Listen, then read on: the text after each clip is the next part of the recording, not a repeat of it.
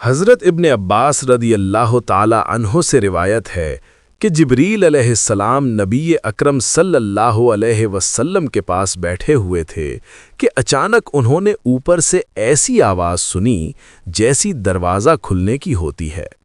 तो उन्होंने अपना सर ऊपर उठाया और कहा, आसमान का ये दरवाज़ा आज ही खोला गया है, आज से पहले कभी नहीं खोला गया। इससे एक फरिश्ता उतरा तो उन्होंने कहा, ये एक फरिश्ता आसमान से उतरा है, ये आज से पहले कभी नहीं उतरा। इस फरिश्ते ने सलाम किया और आप सल्लल्लाहु अलैहि वसल्लम से कहा, आपको 2 नूर मिलने की खुशखबरी हो जो आपसे पहले किसी नबी को नहीं दिए गए। एक फातिहतुल किताब सूरह फातिहा और दूसरी सूरह बकरा की आखिरी आयत। आप इन दोनों में से कोई जुमला भी नहीं पढ़ेंगे मगर वो आपको अता कर दिया जाएगा।